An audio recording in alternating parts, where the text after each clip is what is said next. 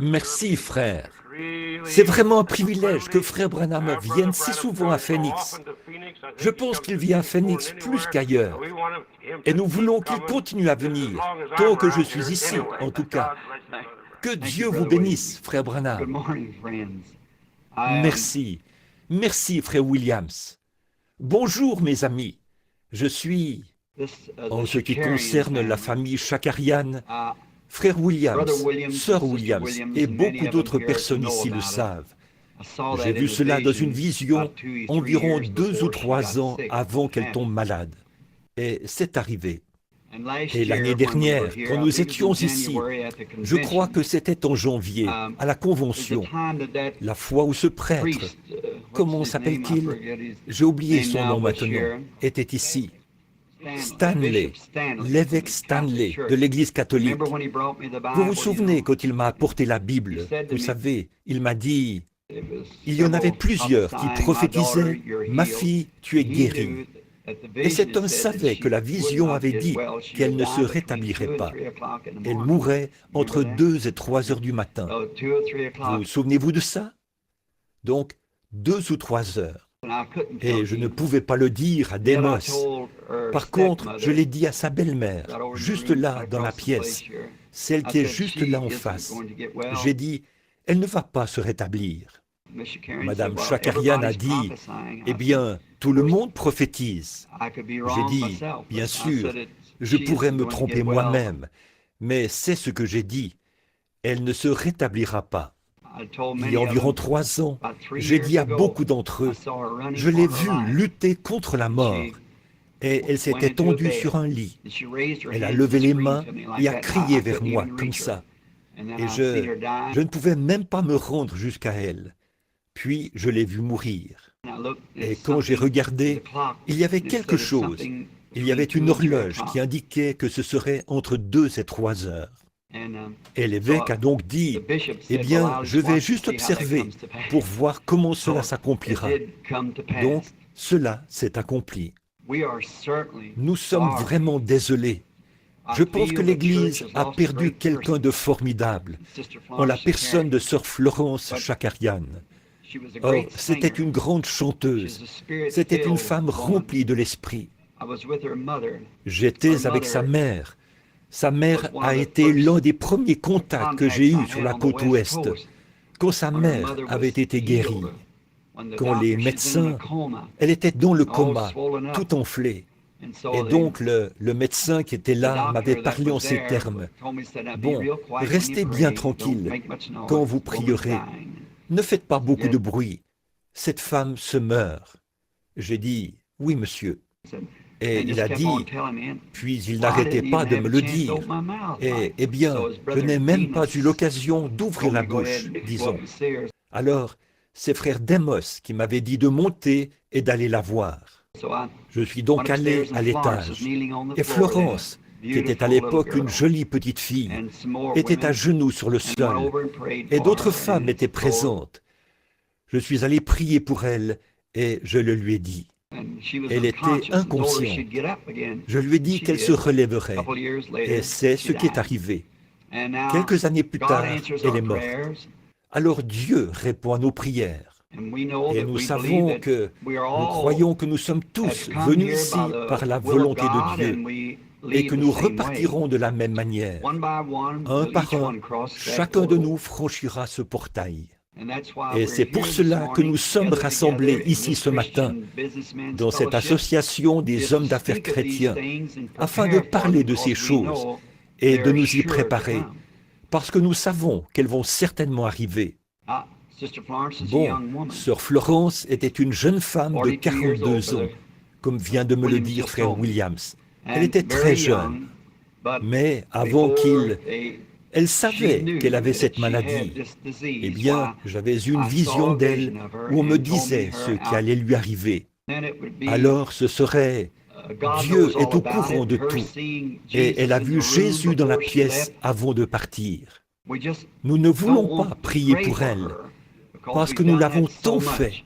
Nous voulons simplement remercier Dieu pour une vie qui a été parmi nous et qui nous a tous inspirés, la vie de sœur Shakarian.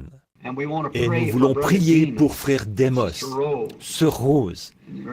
Rappelez-vous qu'ils ont eu un coup très dur dans leur vie ces dernières. Il y a eu son père et maintenant sa sœur dans ces dernières années. Mais, et oui, moins 10 mois.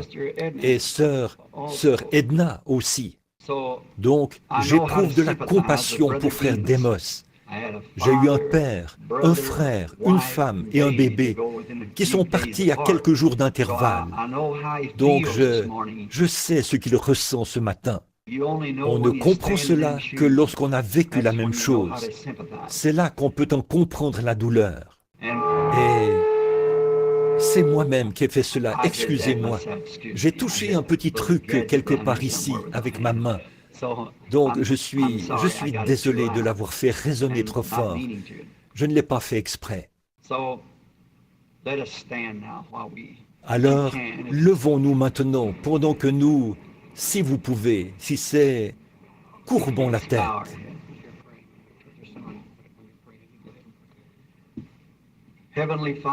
Père Céleste, nous sommes rassemblés ici ce matin pour t'adorer, pour te rendre grâce et te louer d'avoir envoyé Jésus, notre Rédempteur, afin de nous donner une espérance à l'issue de cette vie, puisque c'est très improbable que nous vivions toujours ici.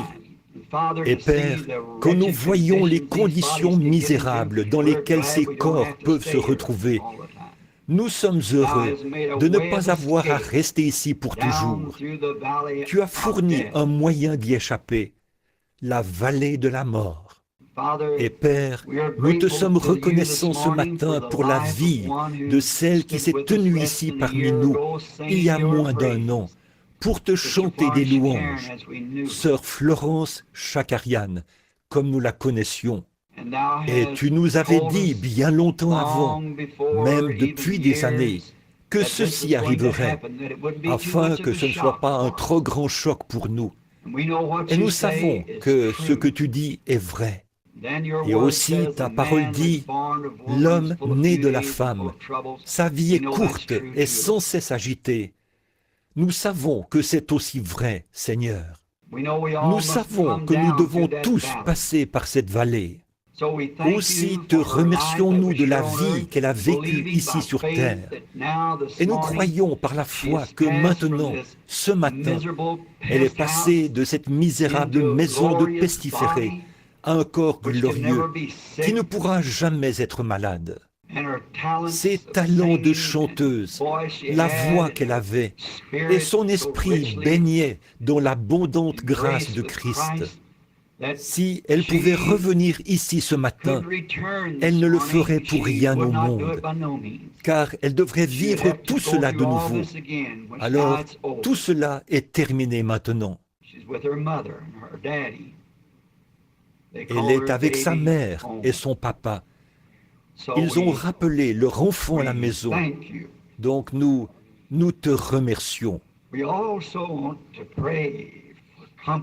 Nous voulons aussi te prier de consoler notre frère Chakarian, notre cher frère bien-aimé, connaissant la vie qu'il a vécue, les tourments qu'il a ces derniers temps et l'état dans lequel il se trouve. Nous le voyons prendre de l'âge. Il perd ses cheveux, ses épaules s'affaissent. Et malgré cela, il essaie de rester sur le champ de mission pour la cause de Dieu. Ô Dieu, donne-lui la force aujourd'hui. Nous te prions, ô Dieu, de lui accorder cela. Vous tous qui êtes dans le deuil à cause de son départ, nous prions pour chacun de vous. Seigneur, alors que nous pensons à ceci, fais que nous nous rappelions que nous aussi, nous devrons partir un de ces jours. Pendant que nous sommes assis ensemble ici, dans la présence du Seigneur Jésus, nous te prions de faire en sorte que cela soit frais dans notre mémoire. Accorde-nous de nous examiner, pour ainsi dire, de faire l'inventaire de notre propre vie, afin de voir si nous sommes sous le sang et dans la foi. Accorde-le, Seigneur. Maintenant, compte tenu de ces circonstances, alors que je vais essayer d'apporter un petit message aux gens aujourd'hui, je te prie de m'aider, Seigneur. Fortifie-moi, car j'en ai besoin, Seigneur. Et je te prie d'accorder cela, que quelque chose soit dit pour t'honorer. S'il y a quelqu'un qui entend le son de notre voix ce matin et qui n'est pas prêt à affronter l'heure qui est devant lui, que ce soit le moment où il s'abandonne à celui qui a dit « Je suis le chemin, la vie, la vérité, notre Seigneur Jésus-Christ ». Car nous le demandons en son nom. Amen. Veuillez vous asseoir.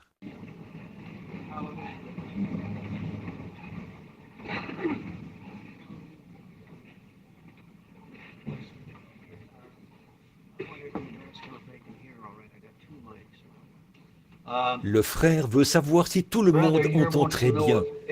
Il a allumé 2 micros. Est-ce que ça va? Est-ce que vous entendez? Si oui, levez la main. Est-ce que vous entendez? Levez la main. Très bien. Je suis désolé que nous n'ayons pas de place assise pour tout le monde ce matin. Espérons que je ne reste pas trop longtemps ici, que je reste peut-être juste assez longtemps pour nous apporter peut-être la lecture de la parole, que le Seigneur Dieu honorera sa parole, qui sera lue et nous accordera sa grâce, afin que nous puissions le servir par elle. Maintenant, ce matin, Billy Paul m'a dit qu'il se peut que dimanche prochain, nous allions prêcher à l'Assemblée de Dieu de Grant Way, à Tucson. S'il y en a ici qui sont de Tucson, il se peut que je ne vous vois pas cette semaine. Je serai à l'Assemblée de Dieu de Grant Way dimanche prochain. Bon, nous venons de rentrer de l'Est et je suis un peu épuisé. J'ai trop mangé à cause de l'extrême gentillesse des gens des montagnes et je suis tombé malade. Je ne me suis donc pas bien senti cette semaine. Alors, priez pour moi. Et que dites-vous? Frère Carl Williams aime bien faire un peu d'humour. Et je pense que nous en avons besoin en ce moment. Il a dit « trop d'opossum ». Je ne sais pas trop, frère Carl, mais beaucoup d'écureuils. Alors, si vous voulez prier pour quelqu'un ce matin, eh bien, je serai vraiment heureux qu'une partie de votre prière soit en ma faveur, parce que j'en ai besoin. Maintenant, sans plus tarder, nous voulons aborder la parole. Je ne veux pas vous garder ici trop longtemps, parce que je crois que ce matin, les gens nous sont reliés par téléphone, partout au pays, pour écouter ceci. Partout, de la côte ouest jusqu'à la côte est, du nord au sud. De très nombreuses assemblées ont obtenu cet équipement que vous avez tous ici au tabernacle. On est aussi reliés aux gens de Phoenix. Partout où il y a des services, ils reçoivent directement les gens se rassemblent dans des églises, dans des maisons et ainsi de suite, et se connectent grâce à la très bonne qualité des ondes. Ils disent que c'est encore mieux qu'une émission radiodiffusée. C'est par la liaison téléphonique. Ils placent un récepteur ou un microphone ou quoi que ce soit d'autre dans la pièce. Et la semaine passée, quand je quittais l'Indiana pour Tucson, ma femme a dit que c'était exactement comme s'il était dans la salle. Nous prions donc que Dieu bénisse tous ceux qui nous sont reliés ce matin, où qu'ils soient. Là-bas, à New York, ce serait maintenant l'après-midi. Et à travers le pays, les gens sont à des heures différentes. Maintenant, prenons l'Épître aux Romains, chapitre 12, versets 1 et 2. C'est ce passage de l'Écriture que nous souhaitons lire. Je vous exhorte donc, frères, par les compassions de Dieu, à offrir vos corps comme un sacrifice vivant, saint, agréable à Dieu, ce qui sera de votre part un culte raisonnable. Ne vous conformez pas au siècle présent, mais soyez transformés par le renouvellement de l'intelligence, afin que vous discerniez quelle est la volonté de Dieu, ce qui est bon, parfait, bon, agréable et parfait. Maintenant, si le Seigneur le veut, je veux prendre comme sujet pour ce matin la puissance de Dieu pour transformer, afin que vous ne vous conformiez pas au siècle présent, mais soyez transformés par le renouvellement de l'intelligence, là, et que vous discerniez ce qui est la volonté de Dieu, ce qui est bon, parfait et agréable. C'est un texte que vous connaissez très bien et que beaucoup de vos pasteurs ont utilisé en exerçant leur ministère. On a utilisé ce passage de la Bible depuis qu'elle a été écrite. Il y a cependant une chose au sujet de la parole de Dieu. Elle ne vieillit jamais, parce que c'est Dieu. Elle ne vieillit jamais. Dans toutes les générations, depuis près de 2800 ans ou plus, cette parole de Dieu a été lue des hommes, des prêtres et tout, mais elle ne vieillit jamais. Moi-même, je la lis depuis plus de 35 ans, et chaque fois que je la lis, je vois quelque chose de nouveau que je n'avais pas vu la première fois. Parce qu'elle est inspirée. C'est Dieu sous forme écrite. Vous voyez, elle est l'expression des attributs de Dieu mis sur papier. Bien des fois, des gens ont dit, « Eh bien, maintenant, ce sont des hommes qui ont écrit cette Bible. » Non, la Bible déclare elle-même que c'est Dieu qui a écrit la Bible. C'est la parole de Dieu. Elle ne peut jamais faillir. Jésus a dit, « Les cieux et la terre failliront, passeront, mais mes paroles ne failliront jamais. » Comme c'est Dieu, elle ne peut pas faillir, parce qu'elle fait partie de lui. Et vous, puisque vous êtes ses fils et ses filles, vous en faites partie, et cela fait de vous une partie de lui. C'est donc pour cela que nous venons communier ensemble autour de la parole de Dieu. Maintenant, ce mot « transformer », je l'ai cherché dans le dictionnaire hier. Là, j'ai presque perdu la notion du temps, l'heure où je devais être ici, pendant que je cherchais un sujet. Et j'ai donc trouvé ce mot, ou plutôt ce texte, ce passage de l'Écriture. Et le dictionnaire dit que c'est quelque chose qui a été changé. C'est d'être changé, transformé, devenu différent de ce que c'était, qui a été, dont le caractère et tout ce qu'il y a à l'intérieur a été changé, transformé. Et ce matin, je pense à Genèse 1. Le monde était informe et vide, et les ténèbres recouvraient la terre. Ce n'était rien d'autre qu'un chaos généralisé.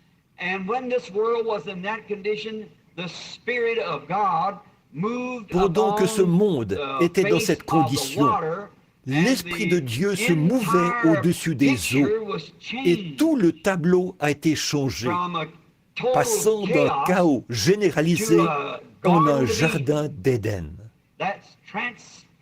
C'est ça, la puissance transformatrice de Dieu. Elle peut prendre quelque chose qui n'est rien et en faire quelque chose de merveilleux. La puissance transformatrice de Dieu.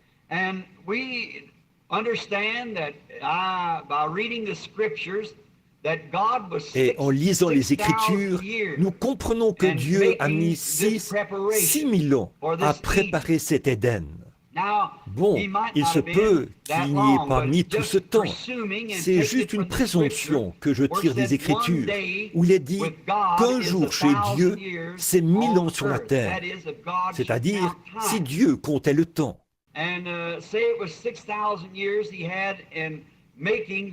Disons qu'il ait mis 6 000 ans à créer la terre et qu'il ait planté sur la terre toutes les bonnes semences. Tout ce qui s'y trouvait était parfait. Je pense que bien des fois, quand les critiques eux-mêmes se mettent à lire le livre de la Genèse, ils se mettent à critiquer cela, parce que c'est comme si ça se répète constamment, ou que de temps à autre, ça manque de cohérence. Mais avant d'entrer dans notre sujet, prenons juste un moment pour faire remarquer que Moïse a eu la vision, et Dieu lui a parlé. Dieu a parlé à Moïse face à face, de bouche à oreille. Or, il n'a jamais parlé à un autre homme comme cela, comme il l'a fait avec Moïse. Bon, Moïse était un grand, l'un des plus grands de tous les prophètes. Il était un type de Christ. Donc, Dieu peut parler. Il a une voix. Elle s'est fait entendre. Dieu peut parler. Dieu peut écrire. Dieu a écrit les 10 commandements avec son propre doigt. Une fois, il a écrit sur les murs de Babylone avec son doigt. Une fois, il s'est baissé et a écrit sur le sable avec son doigt. Dieu peut parler, Dieu peut lire, Dieu peut écrire. Dieu est la source de toute grâce et de toute puissance. Toute sagesse divine est en Dieu. Nous savons donc qu'il est le seul créateur qui soit. Il n'y a pas d'autre créateur que Dieu. Satan ne peut pas du tout créer. Il ne fait que pervertir ce qui a été créé. Mais Dieu est le seul créateur. Par conséquent, il a créé par sa parole. Il a envoyé sa parole. Ainsi, toutes les semences qu'il avait placées sur la terre, c'est par sa propre parole qu'il a formé toutes ces semences, car il n'y avait rien d'autre dont on pouvait tirer une semence. Il les avait placées et elles étaient sous les eaux. Il a simplement dit que ceci soit, que cela soit. Or, nous voyons que bien des fois, c'est comme si la Bible répétait ou disait quelque chose qu'en fait, elle ne dit pas. Par exemple, dans Genèse 1, nous voyons que Dieu créa l'homme à son image. Il le créa à l'image de Dieu. Il les créa mâle et femelle. Il a continué, et beaucoup de choses se sont passées sur la terre. Puis nous voyons qu'il n'y avait point d'homme pour cultiver le sol. Alors l'Éternel Dieu créa l'homme de la poussière de la terre. Cet homme-là était un homme différent. Il souffla en lui l'esprit de vie et il devint un être vivant. Le premier homme était à l'image de Dieu, lequel est esprit. Jean 4 dit, Dieu est esprit. Et il faut que ceux qui l'adorent en esprit et en vérité. Mais Dieu est esprit, et le premier homme qu'il a créé était un homme esprit. Il était à l'image et à la ressemblance de Dieu. Puis, il a mis cet homme-là dans la chair, et l'homme est tombé. Alors Dieu est descendu et a pris l'image de l'homme, afin de pouvoir racheter cet homme déchu. Voilà la véritable histoire de l'Évangile, à mon avis. Maintenant, en 6000 ans, Dieu a planté toutes ces merveilleuses semences. Il a prononcé sa parole. Ça sera comme ceci. Cet arbre sera. Ceci sera. Tout était parfait. C'était vraiment bon. Et il a ordonné à chacune de ces semences d'être, de se transformer pour devenir la plante qui reflète le genre de vie que la parole de Dieu avait annoncé qu'elle serait. Si c'était un chêne, elle devait produire un chêne. Si c'était un palmier, elle devait produire un palmier. En effet, le grand Créateur avait tout simplement envoyé sa parole. Et la semence parole était là avant que la vraie semence soit formée. Et c'est la parole qui a créé la semence. Vous voyez, il a créé le monde à partir des choses qui ne sont pas visibles. Vous voyez, il a créé le monde par sa parole. Dieu a tout créé par sa parole. Et comme Dieu, le Créateur, avait créé toutes choses par sa parole, ce devait être un monde parfait. C'était un lieu magnifique. C'était un véritable et authentique paradis ici, sur terre. Maintenant, il faut bien que tout lieu ait un quartier général quelque part. Cette convention a un quartier général. Ce chapitre a un quartier général. Et une église a un quartier général. Et Dieu a un quartier général. Donc, ce grand pays, cette nation dans laquelle nous vivons, a un quartier général. Donc, ce grand Éden avait un quartier général. Et ce quartier général se trouvait dans le jardin d'Éden, ou en Éden, à l'est, dans le jardin. Et pour diriger toute sa grande création ici sur terre, Dieu a établi son fils et l'épouse de son fils, Adam et Ève. Dieu était le père d'Adam. Adam était le fils de Dieu, selon les Écritures. Il était le fils de Dieu. Et Dieu lui a fait une aide tirée de son propre corps, peut-être à partir d'une côte située près de son cœur, pour qu'elle soit proche de lui. Il lui a fait une aide. En fait, elle n'était pas encore sa femme. Tout comme lui, il n'était pas encore homme. Dieu avait juste prononcé la parole. Et c'est là que les ennuis ont commencé. Satan l'a trouvé avant Adam.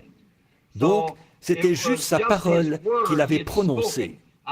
Ce que je viens de dire, je ne veux pas passer trop de temps là-dessus, mais certains d'entre vous pourraient être un peu confus, surtout certaines personnes au sud, pour qui ceci semble un peu confus. Ce message de Dieu que j'ai reçu pour aujourd'hui, afin de l'apporter aux gens, au sujet de la semence du serpent. J'irai chez moi, à Jeffersonville, un de ces jours, si le Seigneur le veut. Je désire apporter un message d'environ 6 heures pour tirer tout cela au clair, voyez, pour présenter cela de manière que vous compreniez ce dont nous parlons. Et c'est ainsi dit le Seigneur. C'est tout aussi vrai que quand j'ai vu notre sœur Florence, plusieurs années avant son départ. Vous voyez, c'est la vérité. Et maintenant, peut-être que c'est mal compris. Si quelqu'un venait vers moi avec quelque chose qui est contraire, moi aussi, en quelque sorte, je le comprendrais mal. Je ne voudrais pas critiquer ce que quelqu'un dit. Nous ne devons pas nous critiquer les uns les autres. Je ne suis pas coupable de cela. Je remercie le Seigneur. En fait, j'ai critiqué le péché et l'incrédulité, mais pas des individus. Voyez, je ne le fais pas. Nous sommes des frères et sœurs qui luttent. Nous allons là où sœur Florence est allée hier matin. Voyez, nous devons tous en arriver là. Et mon but n'est pas de chercher à critiquer un frère ou une sœur qui ne serait pas d'accord avec nous. Non, loin de moi la pensée de faire ça. Je ne pense pas que vous trouverez une seule bande dans laquelle j'ai cité le nom de quelqu'un. Pourtant, il m'est arrivé bien des fois de penser qu'une personne était dans l'erreur. Mais ça, c'est entre elle et Dieu. Mais ce qui est mal, en ce qui concerne le péché, une mauvaise compréhension, parfois, ce n'est même pas un péché. C'est juste dû à la mauvaise compréhension des gens. Et je pense que chacun de nous a le droit de s'exprimer selon sa conception des choses.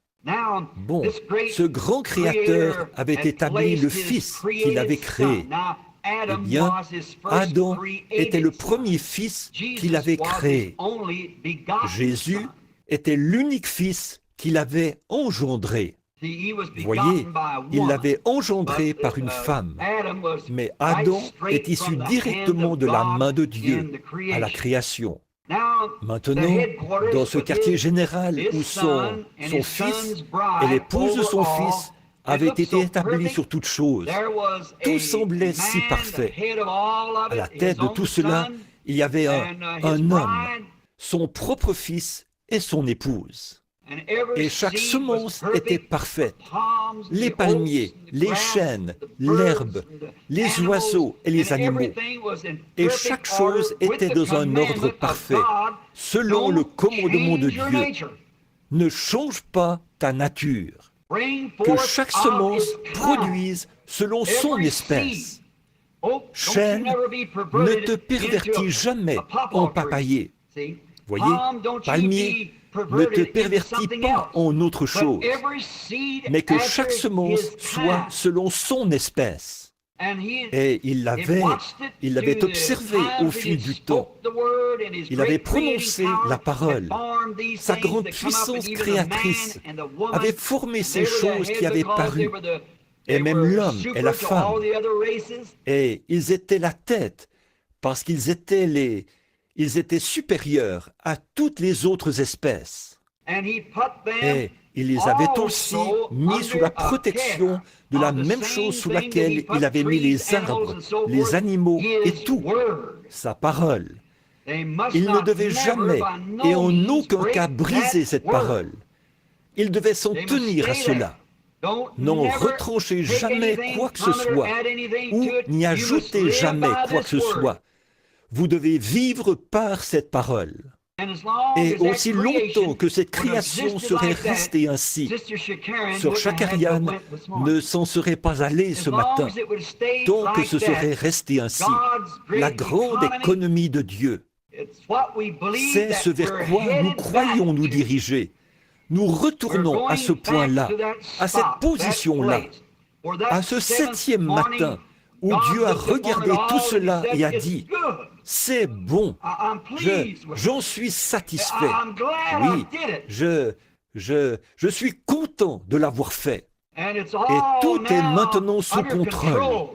J'ai confié le tout à mon fils et à sa femme pour qu'ils, je les ai établis à la tête de tout cela, pour qu'ils veillent à ce que tout aille bien, de sorte que chaque chose produise selon son espèce. Maintenant, il a le pouvoir de faire cela. Puis Dieu a dit, eh bien, si tout est si bon, il ne peut en être autrement, parce que là, c'est mon propre désir. Je veux que ce soit comme ça.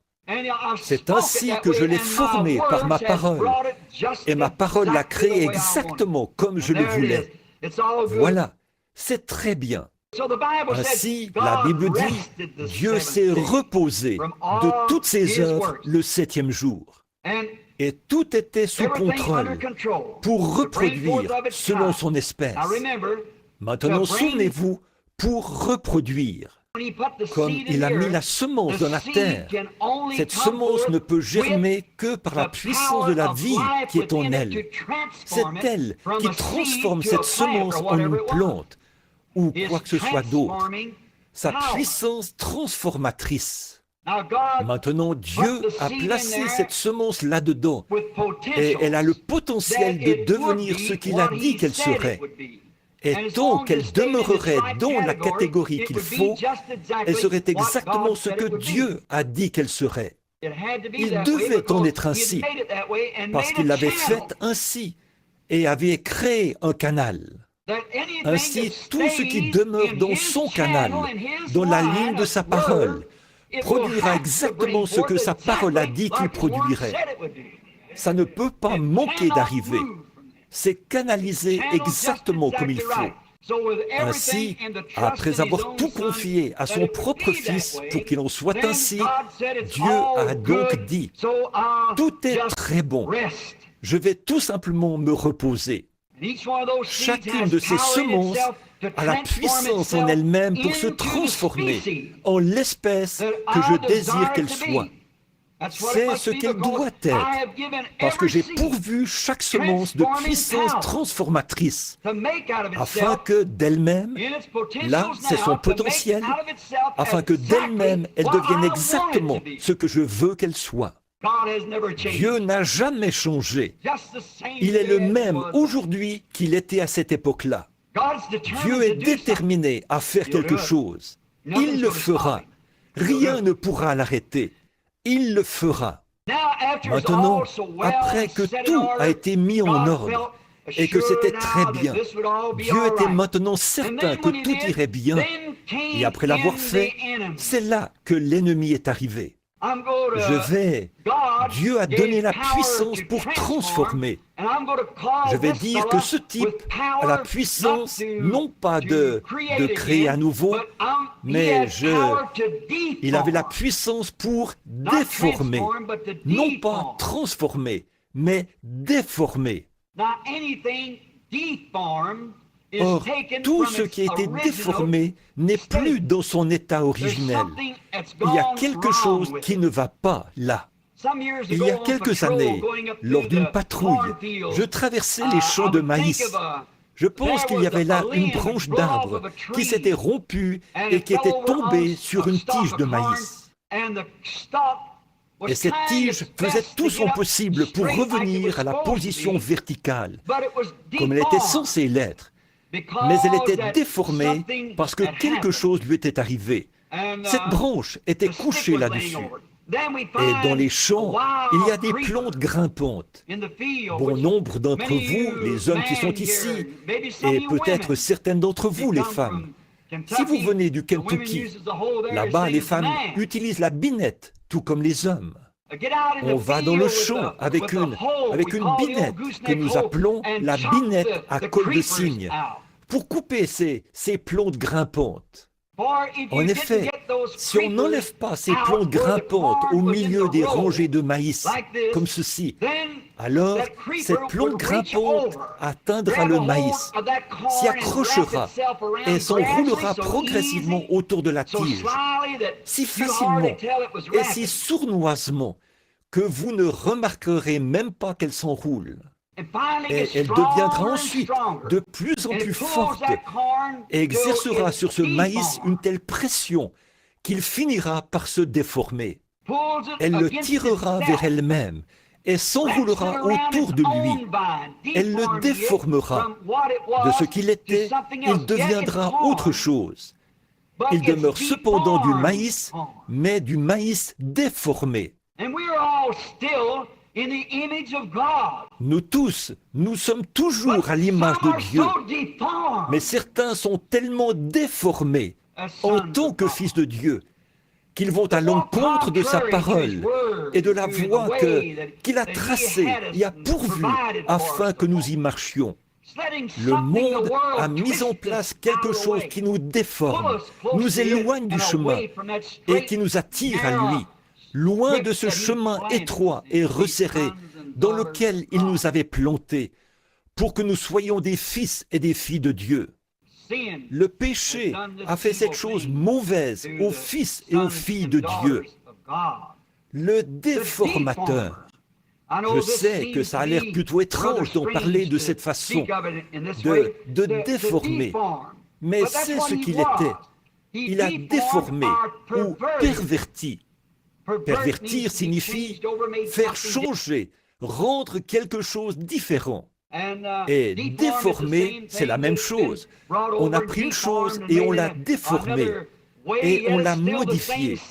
Pourtant, c'est toujours la même semence, mais elle est déformée.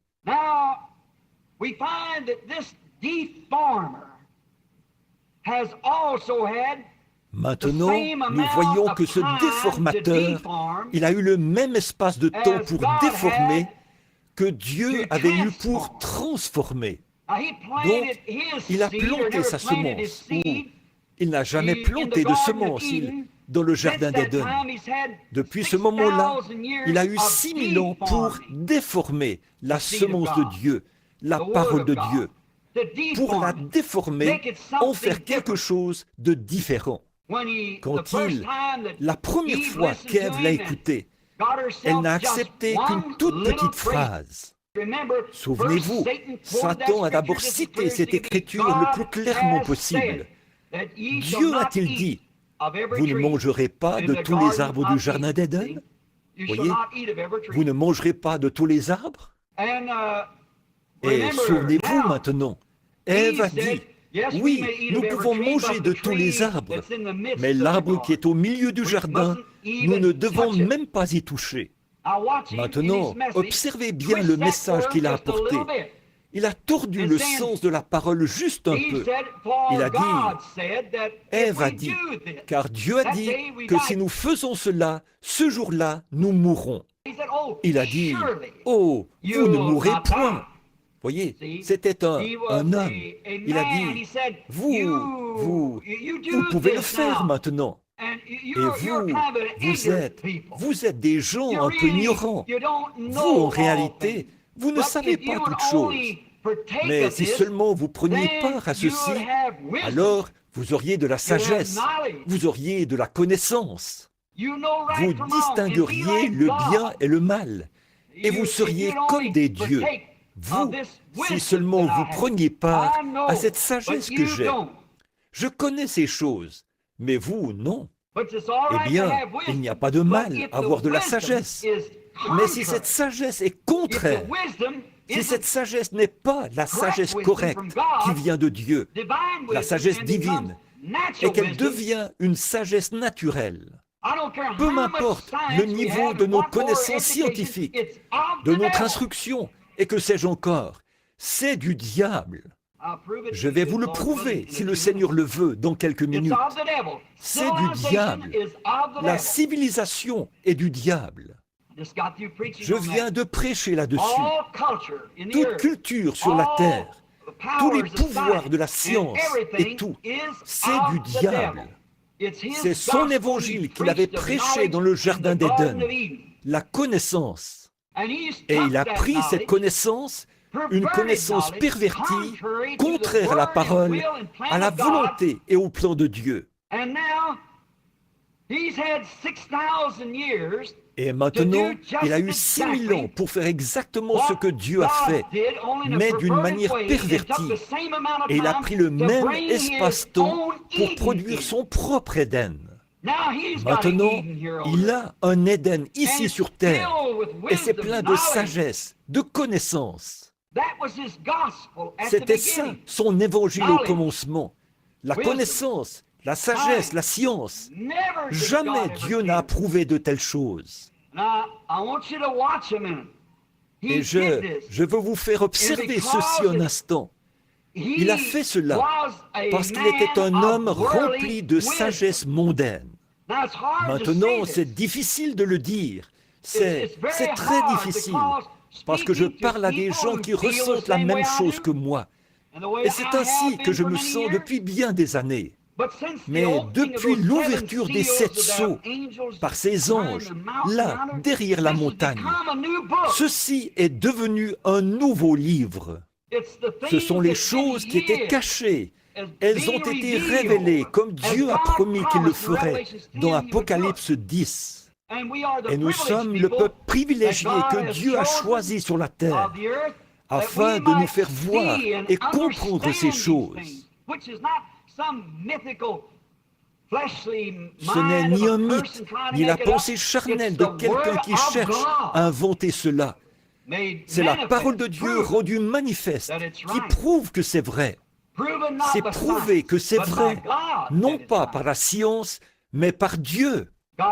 Dieu, comme je l'ai déjà dit dans un message, Dieu n'a besoin de personne pour interpréter sa parole.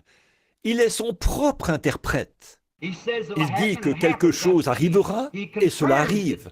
Autrement dit, il confirme cela et c'est ça l'interprétation. Il y a quelques années, quand nous, les pentecôtistes, quand les autres églises nous taxaient de fous, nous ne pourrions pas, le Saint-Esprit relevait du passé.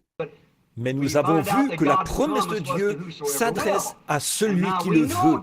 Et maintenant, nous savons ce qu'il en est. Vous voyez, et c'est petit à petit que cette chose s'est dévoilée. Et maintenant, il a promis que les mystères qui étaient cachés dans tous ces âges de l'Église seraient révélés, tout juste au temps de la fin. Et il nous le fait savoir maintenant. Nous sommes au temps de la fin. Nous y sommes maintenant. Maintenant, Satan est l'auteur de la civilisation. Il est l'auteur de la science. Il est l'auteur de l'instruction. Vous dites, est-ce vrai? Très bien. Lisons maintenant dans la parole de Dieu, dans Genèse 4. Revenons voir en arrière juste un instant. Je sais que je peux, si je suis trop long, frère Carl me le dira probablement.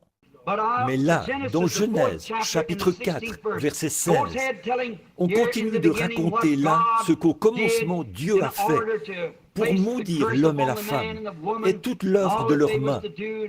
Non pas les maudire, eux, mais leur dire ce qui allait arriver et maudire le seul à cause d'Adam. Et maintenant, nous voyons ici qu'Ève a eu des jumeaux. L'un d'eux était de Satan et l'autre était de Dieu. Là, vous dites, oh, non, eh bien, frère Branham, juste un instant, trouvez-moi un seul passage de l'Écriture, n'importe lequel, qui dit que Caïn était le fils d'Adam. Je vous montrerai dans l'Écriture où elle dit Caïn était du malin, pas d'Adam. Maintenant, remarquez quand elle a conçu ici. Nous commençons d'abord au chapitre 4. Adam connut sa femme, elle conçut et enfanta Caïn. Elle dit, j'ai formé, c'est elle qui parle là, j'ai formé un fils avec l'aide de l'Éternel. Bien sûr, il ne pouvait en être autrement. Peu importe si c'était une prostituée ou quoi que ce soit d'autre, il fallait que ça vienne de Dieu, voyez, parce que c'est sa semence, c'est la loi de sa semence. Elle doit se reproduire. Peu importe si c'est une semence corrompue, une semence pervertie ou quoi que ce soit d'autre. Elle est censée se reproduire de toute façon. C'est son commandement. Elle enfanta encore son frère Abel. Il ne l'a plus connu. Adam a connu sa femme. Elle a enfanté Caïn et a aussi enfanté Abel, des jumeaux. Satan était allé avec elle ce matin-là et Adam l'après-midi. Observez la grande polémique qui accourt en ce moment dans les journaux, ici, à Tucson, je crois, au sujet de cette femme qui a donné naissance à un enfant de couleur et à un enfant blanc en même temps. Elle avait été avec son mari ce matin-là et avec l'autre homme l'après-midi. Et cet homme s'occuperait de... L'homme blanc a dit qu'il s'occuperait de son propre enfant, mais que l'homme de couleur devrait s'occuper du sien. Voyez ? Je sais que dans la reproduction des chiens et autres, cela peut tout à fait arriver si on les croise en l'espace de quelques heures. Ceci en est la preuve. Maintenant, pour montrer d'où vient la civilisation, lisons maintenant ici dans la Genèse, dans Genèse chapitre 4, encore une fois, et voyons cela, le verset 16. Puis Caïn s'éloigna de la face de Dieu et habita dans la terre de Nod, à l'orient d'Éden. Caïn connut sa femme, elle conçut et enfanta Enoch. Il bâtit ensuite une ville et donna à cette ville le nom de son fils Enoch. C'est là que la civilisation a commencé. Le docteur Scofield, ici dans ma Bible Scofield, il est dit la première civilisation. Remarquez, il a engendré des fils par la suite, et ils ont fabriqué des orgues et des instruments de musique. Le suivant a engendré des fils, et il s'est mis à fabriquer d'autres choses, à faire des merveilles. Ils ont bâti des villes, et ont fabriqué des instruments d'airain, et toutes sortes de choses. Vous voyez, c'est ce qu'il a fait. Il a fait naître la première civilisation qui était caïnite. C'est la même chose qu'il a faite tout au long des âges. Maintenant, allons au verset 25 pour voir ce qui s'est passé ensuite. Adam connut encore sa femme. Alors elle enfanta un fils et l'appela du nom de Seth, car, dit-elle, Dieu m'a donné un autre fils à la place d'Abel, que Caïn a tué. Seth eut aussi un fils, et il l'appela du nom d'Enoch. Et c'est alors que l'on commença à invoquer le nom de l'Éternel. Du côté de Seth, pas du côté des Caïnites. Voyez? Ce grand intellect auquel nous tous nous accordons tant d'importance. Le communisme aujourd'hui, qu'est-ce que c'est? Quel est son Dieu? C'est l'intellect, la science. Que faisons-nous de toute façon? Où vivons-nous? Prenez ces paroles en considération aujourd'hui. Maintenant, il a son genre d'Éden. Satan en a un maintenant. Au cours de ces 6000 ans, il a formé, pas créé, mais il a déformé toute la terre de Dieu. Ces créatures, les animaux, par des croisements, l'hybridation, les arbres, les plantes, les humains, même la religion, la Bible, l'Église, jusqu'à ce qu'il se soit donné un jardin d'Éden complet par la science. Tout se fait par la science. Nos automobiles, tout ce que nous avons nous a été donné par la science, ce que l'homme a fait. Et il a ici son grand Éden pour prouver que le message est opportun, pour prouver que ce n'est pas pour un autre âge, mais que c'est Apocalypse 10. Regardez l'hybridation aujourd'hui. C'est pour rendre meilleur, ou plutôt plus beau, pas meilleur. Regardez les petits-enfants aujourd'hui.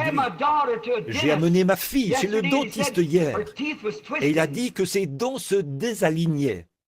Un frère à Tucson, frère Norman, avait une petite fille dont les dents poussaient de travers. Et le dentiste a dit que bientôt, qu'il croit qu'il se peut que dans le futur, les gens naîtront et leurs dents pousseront à tort et à travers. C'est à cause de la nourriture que nous mangeons. La nourriture hybride. Avez-vous lu l'article qui traitait du noble évangéliste Billy Graham dans le Reader's Digest le mois dernier? L'avez-vous déjà écouté? Je prie pour lui maintenant plus que jamais. Quand il a parlé à ses cols retournés et tout l'autre soir, et qu'il s'en est pris au clergé, quelque chose lui est arrivé. J'espère qu'un de ces jours, il verra sa position, là où il en est. Remarquez maintenant, l'appel est lancé de Sodome, cette ville pervertie. Et maintenant, remarquez que dans le Reader's Digest, Billy était devenu si faible qu'il ne pouvait même pas tenir ses réunions. Et on lui a recommandé de courir, de faire de l'exercice et tout. Donc, il parcourt 1,5 km chaque jour, je crois, ou quelque chose comme ça, pour faire de l'exercice. L'homme est pourri. Toute la race humaine est corrompue. Tout est comme à l'époque antédiluvienne. Tout est sens dessus-dessous, bouleversé, différent du sillon droit dans lequel Dieu les avait plantés. Le péché, par la science et la tromperie, a tordu toute la race humaine. Avez-vous lu, juste en dessous de cet article aussi, où il était dit, de nos jours, les petites filles et les petits garçons atteignent physiquement l'âge mûr entre 20 et 25 ans. Pensez-y. L'autre soir, pendant le discernement, j'ai identifié une fille de 22 ans qui avait sa ménopause. Je l'ai interpellée, et c'est ce que son médecin lui avait dit. Vous voyez, c'est une race déchue, dégénérée, corrompue, qui se dirige vers l'enfer. Je sais que cela ne semble pas éthique, mais c'est biblique. Vous voyez, c'est vrai. Cette race dans laquelle nous vivons, cette génération de gens. Bon, remarquez aujourd'hui, on hybride le bétail, on hybride les plantes. Et la science fait volte-face. Cette même science qui fait ces choses pour dire, c'est ce qui détruit toute la race humaine. Vous l'avez lu, tout comme moi. Eh bien, pourquoi n'arrêtent-ils pas cela? C'est parce qu'ils ne peuvent pas l'arrêter. La parole de Dieu a dit qu'il en serait ainsi. Mais s'ils s'arrêtaient un instant pour y réfléchir, ils verraient qu'ils sont les instruments, comme l'était Judas Iscariote, qui exécute exactement ce que Dieu a annoncé. Ils accomplissent cela exactement par leur propre science. par sa recherche scientifique, ce même moyen par lequel il a trompé Ève. Il a aussi trompé l'Église, dont Ève était un type. Bon, maintenant, Adam, qui est à nouveau un type de l'Église, ou Ève plutôt, remarquez ce qu'elle a fait. Dans sa quête de la connaissance, elle a franchi la ligne entre le bien et le mal, en écoutant la perversion ou la déformation que Satan a faite de la parole originale de Dieu. Et maintenant, les églises d'aujourd'hui sont déformées.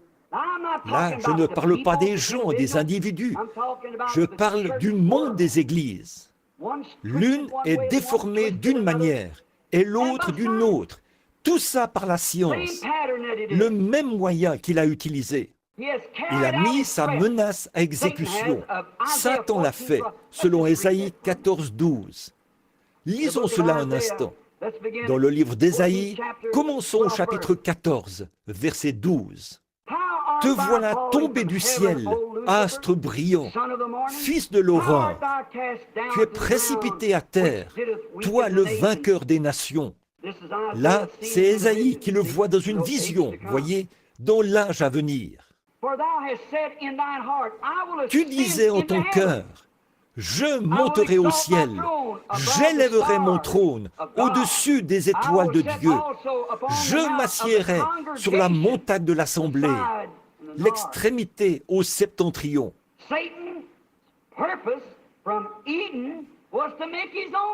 Le but de Satan, depuis l'Éden, c'était de faire son propre Éden, de s'élever au-dessus de cela, afin que les étoiles de Dieu l'adorent, les fils l'adorent. Et il a totalement atteint son but. Maintenant, et lorsqu'il a fait cela, et l'a apporté dans l'Église, je ne vais pas entrer dans les détails de ceci. Tous ceux qui écoutent les bandes connaissent ces choses. Voilà exactement l'heure à laquelle nous vivons. Et c'est Satan qui l'a fait, par des programmes pédagogiques, une meilleure formation, un meilleur ceci, un meilleur cela. Et tout ce temps, les gens ne savent pas qu'ils se dirigent directement vers la mort. Des aveugles qui conduisent des aveugles. Des conducteurs des nations aveuglés, des conducteurs de la science aveuglés, des conducteurs de l'Église aveugles, des aveugles qui conduisent des aveugles. Jésus a dit, laissez-les tranquilles, ils tomberont tous les deux dans la fosse. Remarquez ici les types des deux Éden. Leurs types sont si proches l'un de l'autre que cela arriverait presque à séduire les élus eux-mêmes. Matthieu 24, 24 a dit qu'il en serait ainsi. Mais je veux que nous nous arrêtions quelques instants pour observer attentivement ces deux Éden. Et plus précisément que la Bible nous dit que la parole de Dieu a produit cet Éden. Et que la parole de Dieu nous prévient de l'avènement de l'autre Éden. Maintenant, nous savons aussi qu'il doit y avoir un autre Éden. Si nous écoutons aussi le prophète Paul dans 2 Thessaloniciens chapitre 2, je pourrais le lire si vous le voulez. Celui qui s'élève, ce jour-là, du Seigneur, ne viendra pas avant que l'homme de péché n'ait été révélé. Celui qui s'assoit dans le temple de Dieu, qui s'élève au-dessus de tout ce qu'on appelle Dieu, de sorte qu'on l'adore comme Dieu. Pensez-y. Maintenant, dans Ésaïe 14, le prophète dit qu'il a vu Lucifer en son cœur, dans une vision sous l'inspiration de Dieu, où il disait que c'est ce qu'il ferait. C'est dans Ésaïe, 800 ans avant Paul, ou à peu près cela. Maintenant, ici, 800 ans plus tard, Paul le voit qui occupe cette position. Remarquez, c'est l'aboutissement de son Éden. Son Éden scientifique, avec son monde scientifique, avec une église épouse scientifique. Tout cela sous le contrôle de la parole de connaissance, de grands séminaires, de grands diplômes, des programmes pédagogiques. Écoutez, frères, sœurs, chacun de nous empruntera ce chemin qu'a emprunté Florence. Je vous demande, au nom de Jésus, de considérer ceci. Non pas me considérer moi, je suis votre frère. Ce n'est pas ça. Considérez la parole que j'apporte de la Bible de Dieu. Et regardez, c'est parfaitement confirmé dans la parole de Dieu elle-même, où nous en sommes, dans l'âge où nous vivons. En soi, ces programmes sont absolument antichrist. Maintenant, il lui faut un Éden. Il a dit qu'il le ferait. Voici que la simple parole de Dieu dit qu'il le ferait. Et ici, nous promenons le regard là-dehors et nous le voyons le faire.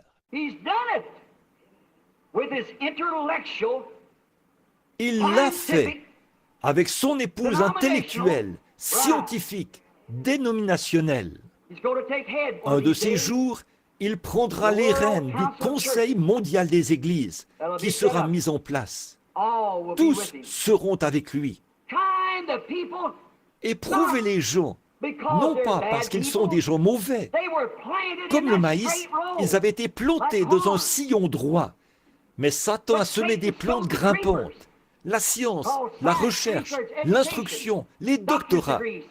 Un de ces jours, ils ne vous laisseront même pas monter à la chaire tant que vous n'aurez pas présenté un doctorat reçu dans un séminaire quelque part. Tout ça, c'est mauvais. Pas les gens, c'est le programme qui est mauvais. Maintenant, qu'est-ce que cela a produit? Tout cela a de nouveau abouti et a entraîné le monde entier par un tas d'hybridation, de perversion de la semence originelle de Dieu dans un autre chaos ténébreux. Mais je suis si heureux que Dieu se souvienne encore de nous, qu'il puisse toujours agir devant ces conditions. Il a promis qu'il le ferait, qu'il appellerait un petit troupeau qui serait son épouse. Maintenant, remarquez là encore combien ces églises sont des types parfaits, ou ces Éden. Dieu, par une semence de sa parole, et il n'y a qu'une seule chose qui puisse vivifier la parole, c'est l'Esprit, car c'est lui qui donne la vie à la parole. Et quand la vie qui est dans la parole rencontre la vie de l'Esprit, elle produit ce qu'est la semence.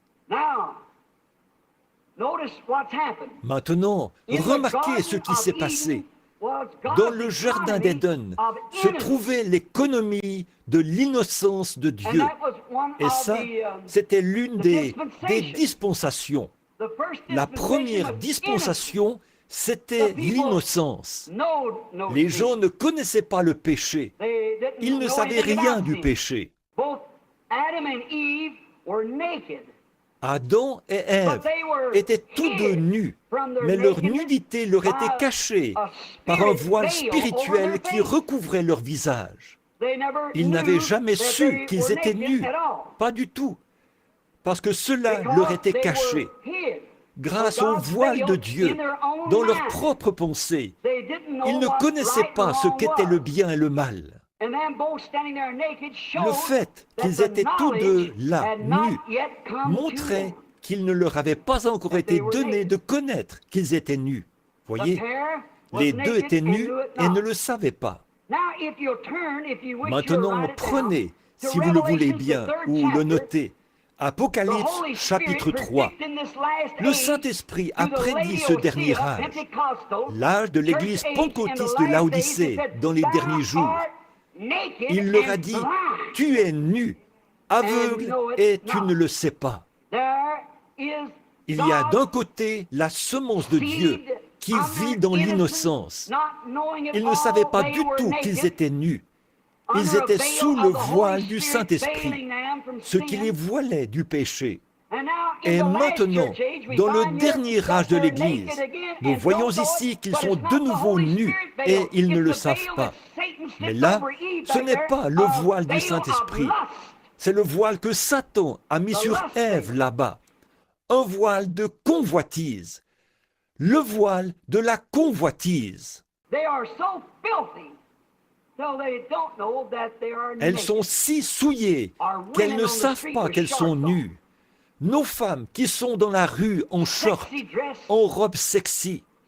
Quelqu'un m'a envoyé un article de journal l'autre jour où il était question de cette nouvelle robe qu'elles vont porter, d'une longueur, je pense, de 35 cm à partir des hanches ou quelque chose comme ça.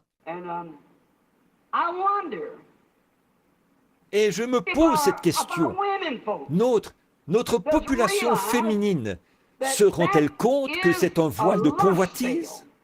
Maintenant, vous pourriez dire, je peux prouver devant Dieu que je ne suis pas du tout coupable d'adultère envers mon mari, ou tout ça.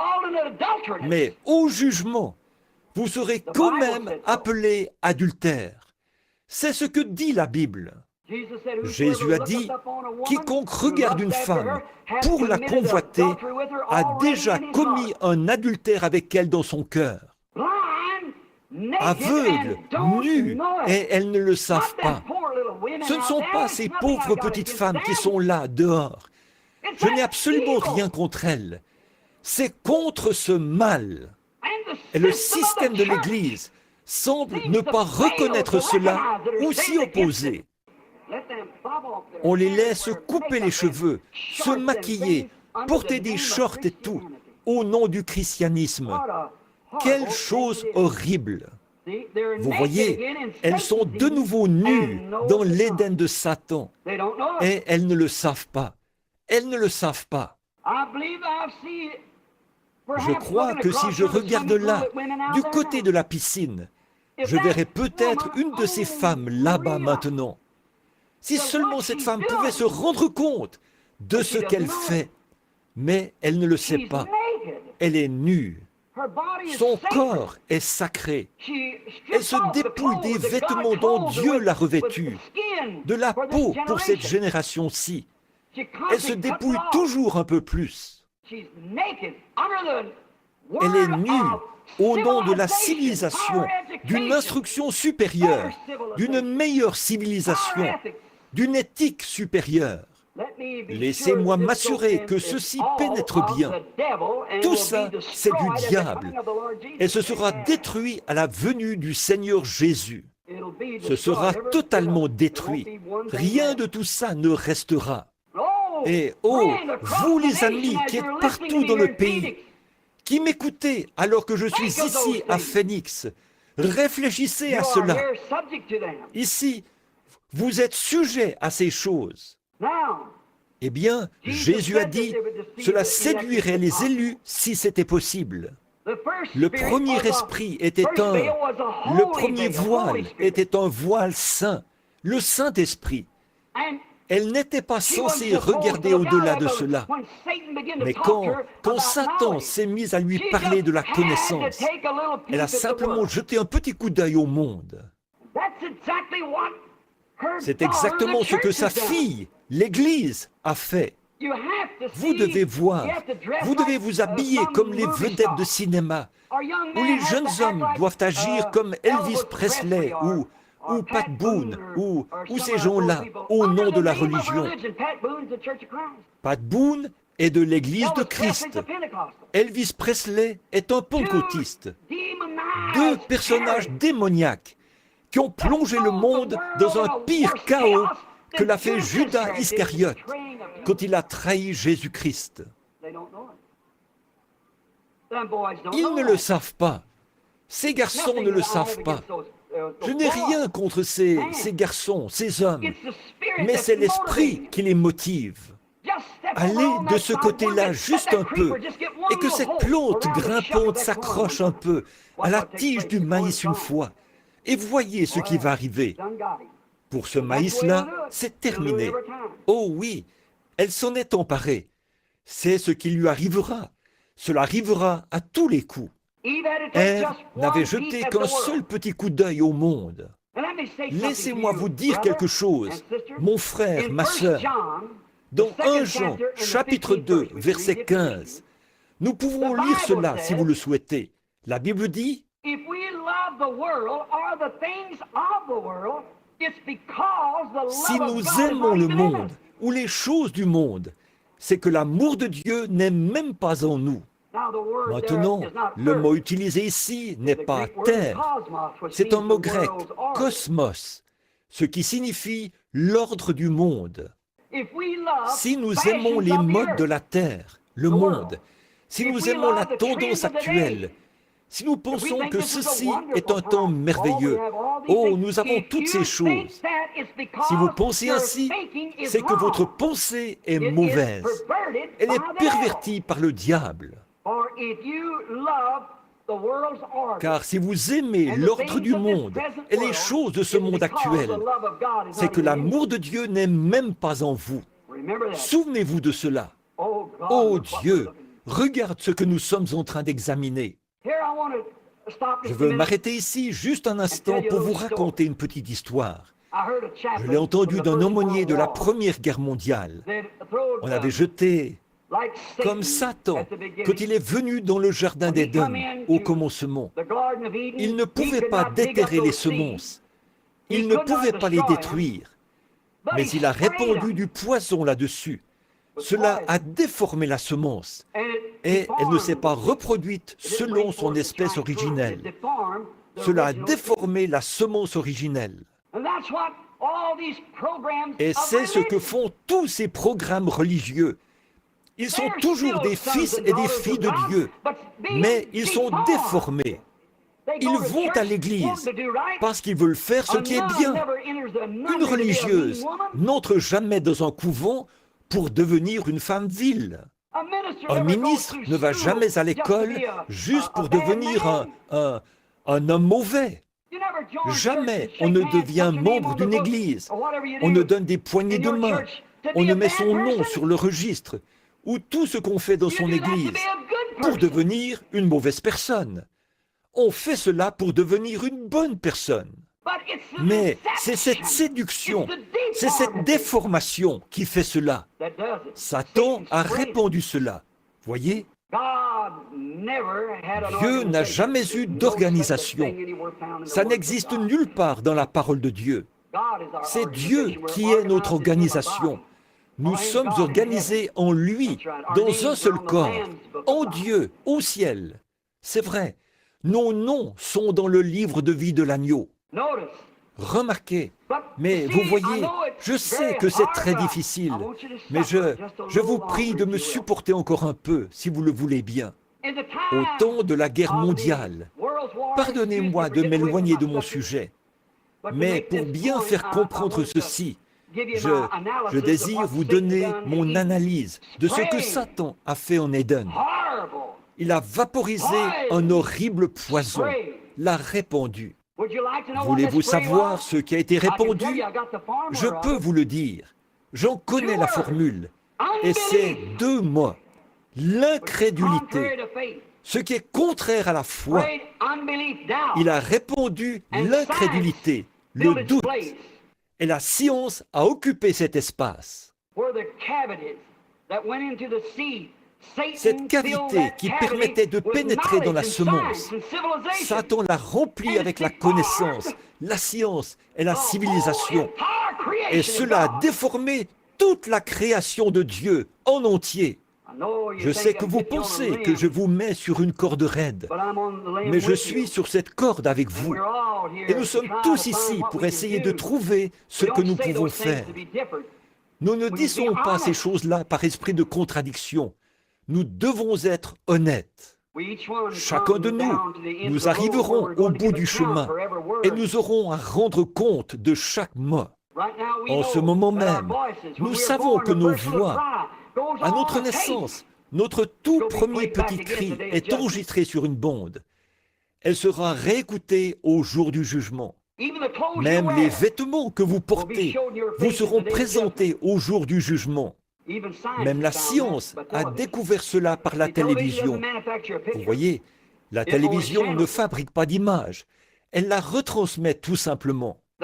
La couleur de vos vêtements, chaque fois que vous bougez, chaque pensée qui traverse votre esprit, toutes ces choses sont absolument conservées dans le registre de Dieu. Et ces grandes choses-là vous seront présentées. Chacune de ces robes souillées que vous aurez portées, chaque fois que vous êtes allé au salon de coiffure pour couper ces cheveux que Dieu vous a donnés, vous le verrez, vous aurez à répondre de ça. Vous ne pourrez en aucun cas y échapper. Même les pensées de votre cœur, au moment où vous le faisiez, vous seront présentées. Comment y échapperez-vous? Comment échapperons-nous en négligeant un si grand salut? Voyez, nous n'y échapperons pas. Chaque mouvement, chaque pensée du cœur s'est enregistré dans une autre dimension. Même la couleur des vêtements que vous portez. La télévision couleur le prouve. Elle capte cela et le montre. Voyez, et ça, c'est juste dans l'une des 3 dimensions où nous vivons. Voyez? Maintenant, comment ce poison a-t-il frappé l'Église, frappé la terre? Le poison de Satan sur les semences y a creusé des cavités et a causé leur déformation. De plus en plus, il pénètre profondément dans le cœur des églises et dans le cœur des gens. Et tout est devenu la science, la science. C'est à un point tel que la race humaine, par l'hybridation, je crois que chaque semence devrait se reproduire selon son espèce. La race humaine, les plantes et tout le reste ont été hybridés. Et cela nous a amenés là où nous en sommes, du fait de manger la nourriture qui vient de la terre, qui rend nos corps hybrides. Cela fait que toutes nos pensées. Maintenant, si nos corps déclinent à partir de 20 ou 25 ans, à cause des cellules dégénérées par des aliments hybrides, les cellules de notre cerveau ne dégénèrent-elles pas? Ne sont-elles pas aussi des cellules? C'est pourquoi Ricky roule à tombeau ouvert dans son bolide, là, dans la rue, tandis que Ricata, Elvita et bien d'autres, comme nous les appellerions, se promènent devant les gens, là, dehors, à moitié nues. Elles sont mentalement fichues. Elles n'ont plus le moindre sens de la décence ou de la morale. Revenons à ma petite histoire. Cet aumônier a dit qu'il s'était rendu à l'hôpital et il a ajouté que beaucoup de soldats étaient étendus sous la tente. Certains, il était à l'extérieur et il venait tout juste d'entrer. Il a dit qu'il était allé là-bas et qu'un officier lui avait dit « Aumônier, nous voulons nous rendre là-bas pour inspecter le terrain. » Ils avaient lancé ce gaz moutarde et ce chlore gazeux, comme on le faisait à l'époque. Il a dit « Je suis arrivé là-bas, frère Branham, a-t-il dit. Il n'y avait pas d'écorce sur un seul arbre. Il n'y avait aucun brin d'herbe.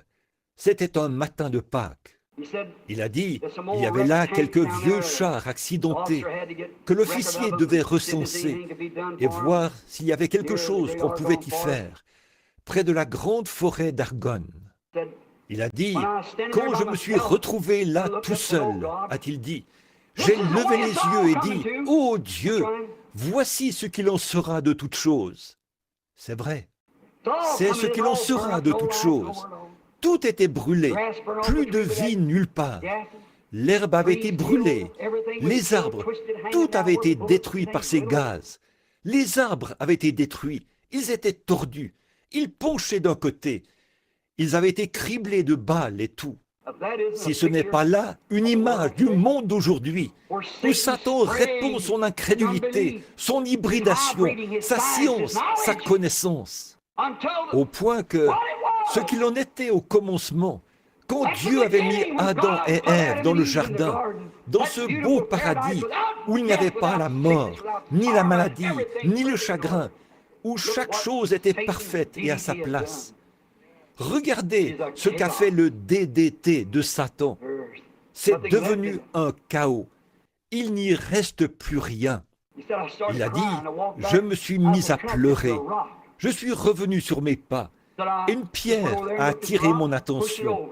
Il a dit, je suis allé là et j'ai regardé cette pierre. Je l'ai déplacée.